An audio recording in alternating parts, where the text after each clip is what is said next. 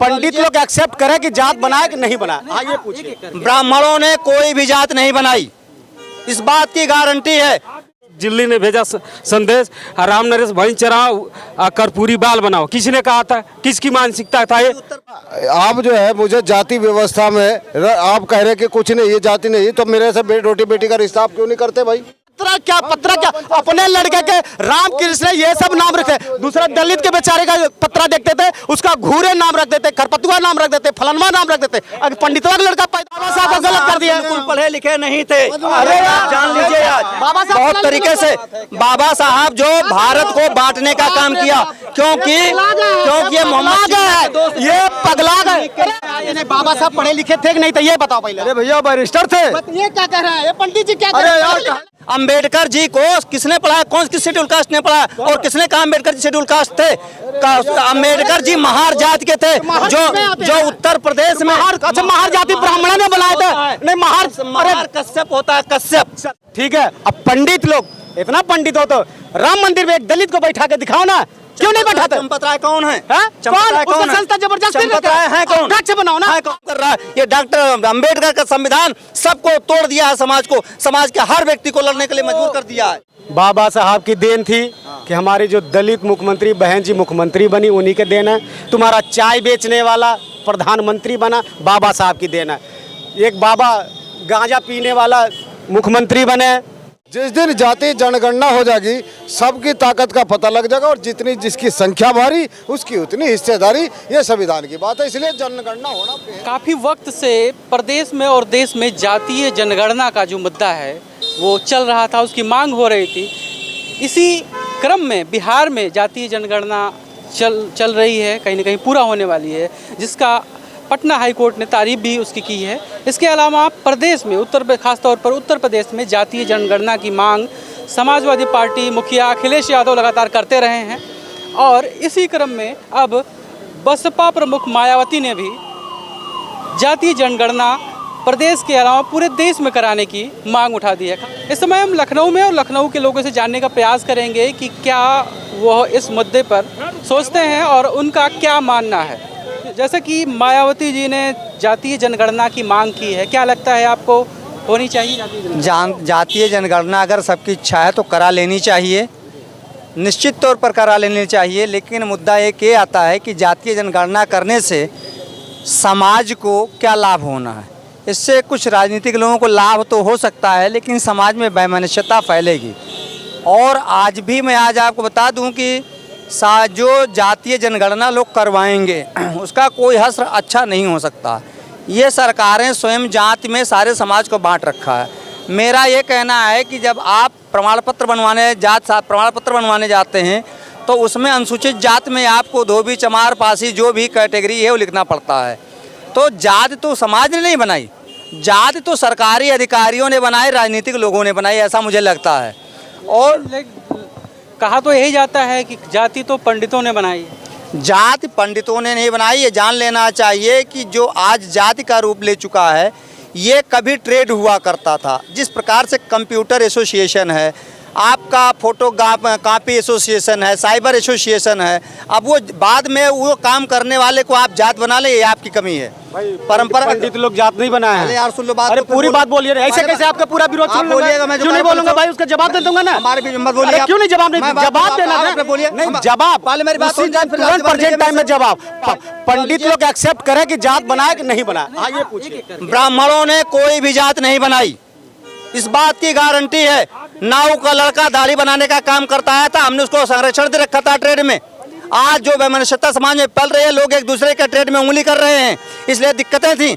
जो समाज लोहे का चमड़े का काम करता था, आज वो फिर अंबेडकर जी के संविधान के अनुसार जैसे उसने अपने काम को छोड़ा, उसने अपने आप को जात समझने लगा, आज भी वो सारे चर्म उद्योग ब्राह्मणों के, क्षत्रियों के और अन्य बड़े जातियों में पहुंच गए। उन्हीं के यहाँ वो मजदूरी आज भी कर रहा है, आज भी उसी चमड़े का काम कर रहा है। ये डॉक्टर अंबेडकर का संविधान सबको तोड़ दिया है, समाज को, समाज के हर व्यक्ति को लड़ने के लिए मजबूर कर दिया है। डॉक्टर अंबेडकर पे ही सवाल उठा रहे हैं। बिल्कुल हम उठाएंगे, क्यों नहीं उठाएंगे? आप बताइए, जो कंप्यूटर एसोसिएशन है वो लगातार आज जैसे गवर्नमेंट कह रही है स्किल्स इंडिया, हम स्किल देंगे लोगों को। स्किल्ड नहीं थे, दाढ़ी बनाने वाला स्किल के लेने के लिए जावेद हबीब के यहाँ 10 लाख रुपए खर्च करता है। डॉक्टर अंबेडकर की जो बात हो रही है, जी कहीं न हाँ। कहीं जो दबे कुचले हैं, खासकर जो भी लोग हैं, यहाँ तक कि महिलाएं भी, उनको ऊपर उठाने का काम डॉक्टर अंबेडकर साहब ने किया था। ये कौन कहता है कि महिलाएं दबी कुचली हैं? समाज का कोई व्यक्ति दबा कुचला है? दबा कुचला तो आज के संविधान के अनुसार हो रहा है, दबा कुचला जा रहा है। जिसको जरूरत नहीं है उसको भी आरक्षण दिया जा रहा है। अगर शेड्यूल कास्ट का एक आदमी गरीब था, अगर वो आज मायावती जी इतनी बड़ी हो गई हैं, तो उनको आरक्षण का लाभ क्यों मिलना चाहिए? ये मैं कह रहा हूँ कि जाति की जो जनगणना है उसमें चाहे ओबीसी के लोग हैं, ओबीसी में के सब मानना लोगों का ये है कि सबसे ज़्यादा जो पॉपुलेशन है ओबीसी की है। कहीं न कहीं इतनी जातियां हैं उसमें उसकी, क्योंकि 1931 के बाद कोई भी जनगणना नहीं हो पाई, जानकारी नहीं है कि उनकी पॉपुलेशन कितनी है, उनको हक नहीं मिल रहा। आप जात की ही बात करना चाह रहे हैं। डॉक्टर राधाकृष्णन ने अपनी डायरी में लिखा है, जिस देश में से हम अंग्रेजों को, विदेशियों को भगाने के लिए अलग अलग ट्रेड में काम करने वालों को उनका मुखिया बना दिया, वो आज जात का रूप लेकर के हमारे देश के विकास में सबसे बड़ी बाधा है। आपके पास दोबारा लोहार जात नहीं है, लोहे का काम करने वाला फैब्रिकेशन आज ब्राह्मण भी करता है, सब कुछ करता है। पहले ब्राह्मण का ट्रेड अलग था, लोहार का काम करने वाला लोहे का काम था, वो फैब्रिकेशन बढ़िया करता था, 10-10, 20-20 लाख रुपए देकर के पढ़ने की जरूरत आपकी बात हम समझ रहे हैं। हमसे और वो ट्रेड था, राजनीतिक लोगों ने वैमनस्यता फैलाई और गरीब को जो आज राजा बनता, मैं आज सुन लीजिए मेरी बात को, जो आज चमड़े का काम करने वाला था, आज चमड़े का उद्योग मिर्जा टेनर के पास में है। बड़े बड़े सबसे बड़ी बात यह है कि एससी एसटी की बात ही नहीं हो रही, अधिकतर तो ओबीसी की, क्योंकि एससी एसटी की तो गणना होती ही होती है। मैं ओबीसी की बात कर लूं। आज ये बताइए, जितने दुग्ध डेयरी लगे हुए हैं, आप एक यादव की बता दीजिए किसी की हो। ओबीसी में जितनी जातियां हैं उनको आप ले आइए, उनके कार्य को बाधित कर दिया गया। अब जो बड़े बड़े उद्योग हैं किसके पास चले गए? वैश्य के पास, बनिया के पास चले गए, ब्राह्मण के पास चले गए, ठाकुर साहब के पास चले गए, बड़े मुस्लिमों के पास चले गए। आज भी वो ओबीसी मजबूर होकर के संविधान ने ही लोगों को विच्छेदित कर दिया है। लेकिन अगर जातीय जनगणना होगी, लोगों को अपनी जातियों की जो पॉपुलेशन अगर पता चलेगी, तो कहीं न कहीं उनका जो संगठन है अपने आप को मजबूत हो पाएंगे, क्योंकि हर जातियों के जो है नेता आ रहे हैं राजनीति में। आपके सवालों का जवाब देता हूं। संविधान का बात देखिए भाई साहब, जो है ना, कभी बाबा साहब पे, डॉक्टर भीमराव अंबेडकर जी पे उंगली उठा रहे और जाति व्यवस्था पे उंगली उठा रहे। देखिए, मैं नाई बिरादरी से हूँ, है जी। नाई मेरी जाति नहीं थी, एक धंधा था, बात सुनो। लेकिन आप जो है, क्या आप जो है मुझे जाति व्यवस्था में आप कह रहे कि कुछ नहीं, ये जाति नहीं, तो मेरे से रोटी बेटी का रिश्ता आप क्यों नहीं करते भाई? जाति व्यवस्था में हमारी महिलाएं इनके घरों में चोरा चक्का करती थी, सारे काम करती थी, इतना जुल्म जाते होती थी। अगर हमें बाबा साहब ने आरक्षण दे दिया, इनके पेट में दर्द हो गया, इन्हें भी आरक्षण लेना दे दो। लेकिन पहले जिस तरह मेरी माँ ने गोबर इनका उठाया, इनके चक्की पीसी, ये क्या इनकी माँ भी पीस लेगी मेरे घर पर आके? नहीं पीस सकती। ये व्यवस्था शुरू से ही हजारों वर्षों से आई। एक बाबा साहब ने संविधान, जाति व्यवस्था ये भी इन्होंने ही बनाई, ब्राह्मणों ने बात करना चाहिए। यह ब्राह्मणवादी व्यवस्था है, और ब्राह्मणवादी व्यवस्था डोर डंगर वाली आपने सुनी है कहावत, वो मैं पूरी नहीं कह सकता क्योंकि उस पर आपत्ति हो जाती है कि ताड़न के अधिकारी वाली जो है महिलाओं का इनके यहाँ सम्मान नहीं। ब्राह्मणवादी व्यवस्था में मतलब शूद्रों को, अति शूद्रों को, पिछड़ों को कहीं भी इनके लिए सम्मानी, हम लोगों को हे दृष्टि से हमारा शोषण ही किया। आज बाबा साहब आए, आज़ादी के बाद संविधान बनाया तो हमें कुछ जीने का, पढ़ने का, शिक्षा लेने का अधिकार मिला, हम नौकरियों पे चले गए। आज हम इनके बराबर में जब खड़े हो, इनके पेट में दर्द शुरू हो गया। अब ये चाहते हैं कि ये व्यवस्था खत्म हो जाए, फिर से वही मनुवादी व्यवस्था, फिर से वही ब्राह्मणवादी व्यवस्था, ताकि हम इनके फिर से गुलाम बने रहें। जातीय जो जनगणना जिसकी बात हो रही है, कहीं न कहीं खास तौर पर ओबीसी के लिए क्या सोचते हैं इस पर? देखिए, जाति गणना जरूरी, बहुत ही जरूरी है। खुद मान्यवर काशीराम साहब और जितने भी लोग हैं, सब ने ये कही है, जिसकी जितनी संख्या भारी उसकी उतनी हिस्सेदारी। अब देखो, यादव कहते हैं कि हम ज़्यादा हैं इसलिए लोकसभा की सीटें हमें ज़्यादा चाहिए, या IAS में हमें ज़्यादा चाहिए। नाई कहते हैं हम ज़्यादा हैं, बढ़ाई कहे हम ज़्यादा हैं। जिस दिन जाति जनगणना हो जाएगी, सबकी ताकत का पता लग जाएगा, और जितनी जिसकी संख्या भारी उसकी उतनी हिस्सेदारी। ये संविधान की बात है, इसलिए जनगणना होना बेहद जरूरी है। बातों का समर्थन करता हूं। मैंने पहले भी कहा कि होना चाहिए। आपने स्वयं स्वीकार किया कि नाऊ हमारी एक ट्रेड थी, नाऊ ट्रेड थी, तो आप अपने आप को जात क्यों कहते हैं? मैं ये सवाल, ये बात आ रही है। दूसरी बात मैं ये कह, बाबा साहब के बारे में पहले सुनिए, बाबा साहब के बारे में पंडित लोग क्या कह रहे हैं। बाबा साहब की देन थी कि हमारी जो दलित मुख्यमंत्री बहन जी मुख्यमंत्री बनी उन्हीं के देन है। तुम्हारा चाय बेचने वाला प्रधानमंत्री बना बाबा साहब की देन है।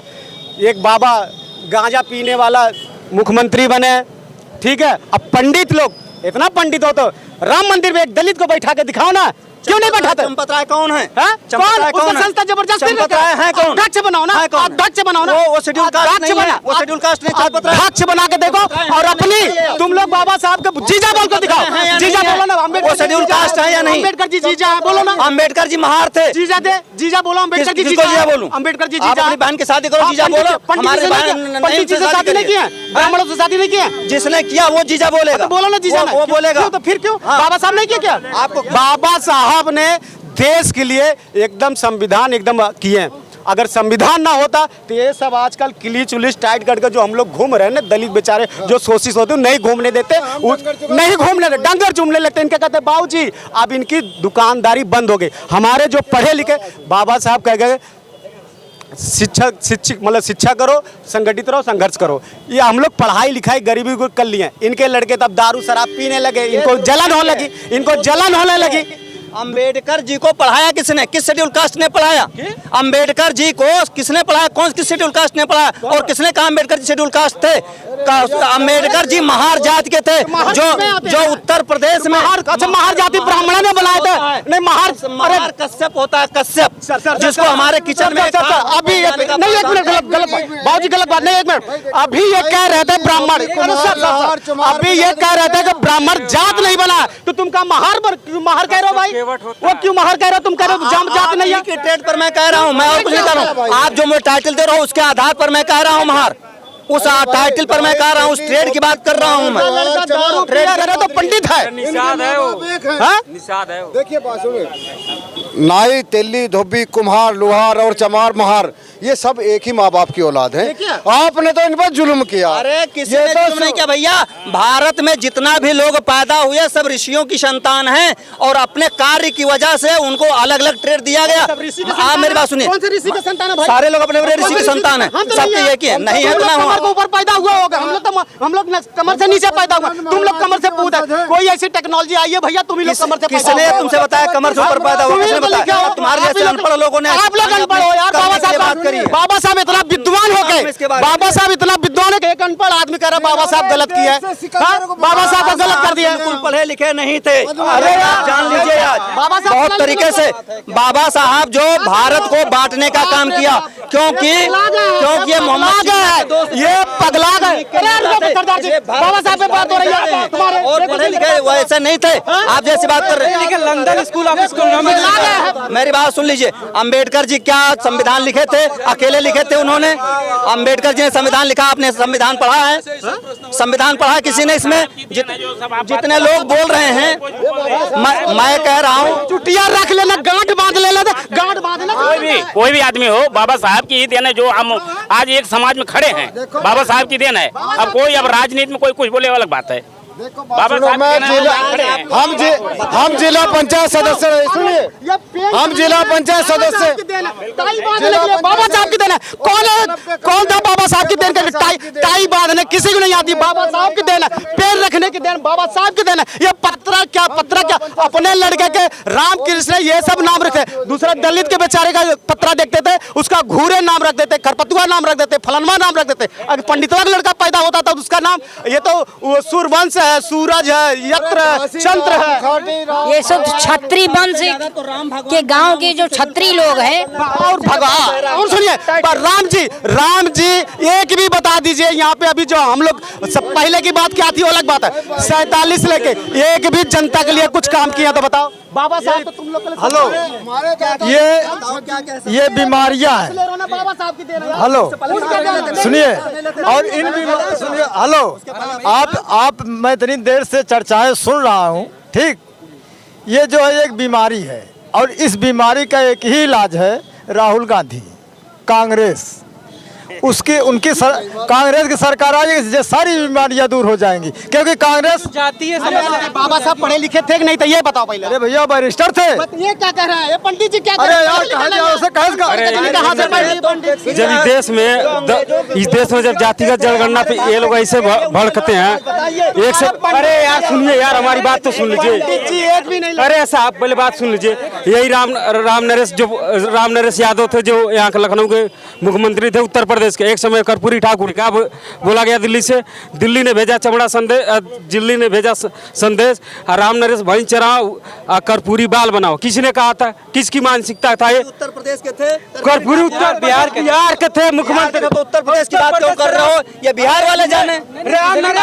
राम नरेश यादव का मुख्यमंत्री थे उसी समय। अरे साहब मुख्यमंत्री उसी समय थे। ये बोला गया राम नरेश भाई चलाओ कर्पूरी बाल बनाओ। ये किसकी मानसिकता दर्शाती है? ये जात पे बता रहे जात। एक प्रश्न करना चाहूंगा कि 2014 के पहले देश की क्या स्थिति थी और 2014 के बाद अब देश की क्या स्थिति हो गई है? दिल्ली भी कांग्रेस की थी। लेकिन जो जातीय जनगणना का मामला है, कहीं न कहीं कांग्रेस सरकार में जो शुरू हुआ था। कांग्रेस ने 1991 में कराया, 1981 में कराया, 2011 में कराया। आज भी भाजपा की सरकार दिल्ली में भी है, उत्तर प्रदेश में आज भी सरकारी योजनाओं का लाभ जो दिया जा रहा है सन 2011 की जनगणना के अनुसार ही दिया जा रहा है। आप किसी ग्राम प्रधान से पूछ लो, सेक्रेटरी से पूछ लो, बीडीओ से पूछ लो। ये 2021 में जनगणना होनी चाहिए, जनगणना आपने क्यों रोक रखा है? हम ये पूछ रहे हैं, जातीय जनगणना की बात हो रही है। जातीय जनगणना, ये 2011 जातीय जनगणना है, उसी का आधार पर लोगों को पेंशन मिल रही है। लेकिन जातीय जनगणना तो नहीं हुई है ना। तो 2021 में इनको कराना चाहिए। सरकार भाजपा क्यों नहीं करा रही भाई? वही जातीय जनगणना कर, इसलिए नहीं करा रहे हैं कि हम जो मैं बोला हूँ कि हर का सुनिए, ये भाजपा इसलिए नहीं करा, इसलिए कहा था कि हर गरीब खाते 15 लाख आ जाएगा, हर गरीब को ये मिल जाएगा, हर गरीब को ऐसी चीज मिल जाएगी, गरीबी दूर हो जाएगी। गरीबी तो दूर नहीं, लेकिन गरीब दूर हो गए। कहाँ गरीब दूर जो है गरीब दूर हो गए।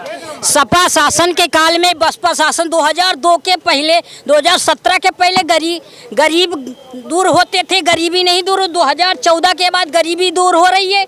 क्या अब बाबा साहब डॉक्टर संविधान के मार्ग पर चलने की तमीज नहीं है आप लोगों को? केवल राजनीति करने के लिए सबको कुर्ता पहन लेना है, पैजामा पहन लेना है, सबको ये कर देना है, वो कर देना है। सपा की साइकिल चलाना है, बसपा की हाथी चलाना है, कांग्रेस की पंजा चलाना है। चला दिखाओ। पहली बात, बाबा साहब डॉक्टर भीमराव अम्बेडकर ने संविधान को अकेले नहीं लिखा। अरे भैया इसको मानना मार्ग पे चलने की बात कर रहे हैं। चलने की बात ठीक, आप उनके बारे में पहले उनके मार्ग पर चल ही नहीं सकते, केवल आवाज उठा सकते हो। जो भी टिप्पणी उनके बारे में करे, कोई व्यक्ति हो, चाहे भाई साहब हो, चाहे ये हो, चाहे मैं हूँ, ये उनको पहले एक बार पढ़ लीजिए। बस जब उनको समझ लेंगे, ना ये कुछ बात कहेंगे, ना ये कुछ बात कहेंगे। बात हो रही थी जातीय जनगणना की। गरीबी गरीबी गरीबी, ठीक है। जब फ्री की राजनीति बंद करने की बात आती है तो कहेंगे कि गरीबी है, हमें लाभ मिलना चाहिए। जब फ्री की राजनीति बंद ना की जाए तो सब गरीब हो जाते हैं, और बंद नहीं करी जाए तो कहेंगे हम गरीब हैं। 84 करोड़ लोग मुफ्त राशन ले रहे हैं, नहीं ले रहे हैं? बताइए आप। मैं कहना क्या चाह रहा हूँ, क्यों ले रहे हैं भाई? नहीं लेना चाहिए ना। कोरोना काल के लिए था केवल, उसे बंद कीजिए। सभी का काट के उन्हें दिया जा रहा है। लेकिन सरकार दे क्यों रही है? आप जो कह रहे हैं फ्री का राशन नहीं लेना चाहिए, सुनिए हम बता रहे हैं आपको, सरकार दे क्यों रही है। हाँ, देखिए सुनिए, 2014 के पहले 65 रुपए में पेट्रोल था, 100 रुपए में आप क्यों बेच रहे हो? 2004 में कितने रुपए था? मैं 2004 के बाद में 2014 के पहले। हाँ ठीक, कब हुआ? नहीं 65-13 में हुआ ना। ये बहस का मुद्दा नहीं है। महंगाई को कोई नहीं रोक सकता। मैं किसी पार्टी का ना प्रवक्ता हूँ, ना मुझे कोई मतलब है। हेलो, केरोसिन आपने बंद किया, केरोसिन बंद किया आपने, केरोसिन आपने बंद कर दिया तो जो है तो केरोसिन कोई नहीं ले रहा है। तो जब हर घर में सुनिए, जब हर घर में राशन, फिर राशन क्यों वितरित कर रहे हो? बंद करो राशन आप। हर घर में जनता नहीं बंद करने दे रही ना।